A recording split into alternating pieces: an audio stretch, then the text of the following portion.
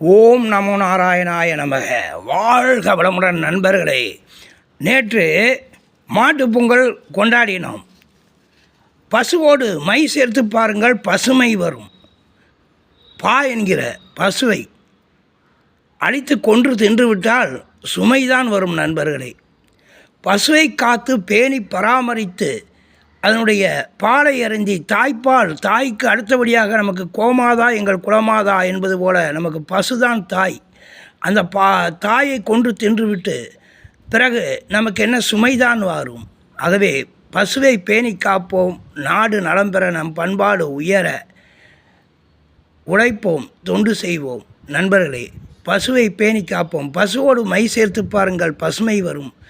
பாவை எடுத்துவிட்டு பசுவை கொன்று தின்றால் சுமைதான் வரும். நேற்றைய மாட்டுப்பொங்கல் தின வாழ்த்துக்கள் நண்பர்களே. இன்றைக்கு உழவர் திருநாள் வாழ்த்துக்கள். உழுதுண்டு வாழ்வோரே வாழ்வார், மற்றோரெல்லாம் தொழுதுண்டு பின் செல்லலார் என்கிறார் வள்ளுவர். உழுது உண்டு வாழ்வோரே வாழ்வார், மற்றரெல்லாம் தொழுதுண்டு பின் செல்லலார். உழவர் இல்லை என்றால் இந்த நாட்டிலே ஏது உணவு? உழவுக்கும் தொழிலுக்கும் வந்தனை செய்வோம், வீணில் உண்டு கழித்திருப்போரை நிந்தனை செய்வோம் என்கிறார்கள். பயிர் தொழில் உயிர் தொழில், வேளாண்மையே சிறந்த பேராண்மை.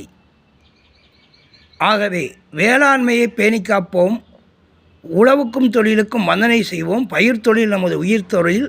விவசாயத்தையும் விவசாயிகளையும் மதிப்போம், விவசாயத்தை ஊக்கப்படுத்துவோம். நண்பர்களே, உழவர் திருநாள் வாழ்த்துக்கள். நாளை தை அமாவாசை.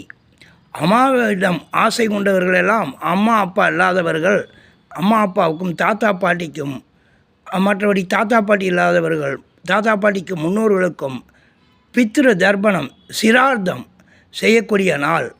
நாளைக்கு சிரார்த்த தினத்தை நல்லபடியாக செய்வோம் நண்பர்களே. ஆகவே நேற்றைய மாட்டுப்பொங்கலுக்கும் இன்றைய உழவர் திருநாளுக்கும் நாளைய தை அமாவாசைக்கும் அனைவரும் முன்னோர்களின் ஆசி பெற்று வாழ வாழ்க வையகம், வாழ்க வளமுடன் என்று வாழ்த்துகிறேன் நண்பர்களே. வாழ்க வையகம், வாழ்க வளமுடன். அனைவருக்கும் உழவர் திருநாள் வாழ்த்துக்கள் நண்பர்களே. வாழ்த்துக்கள். வாழ்க வையகம், வாழ்க வளமுடன். உற்சாகமாக ஊக்கமுடன் இருப்போம் நண்பர்களே. வாழ்த்துக்கள். வாழ்க வளமுடன்.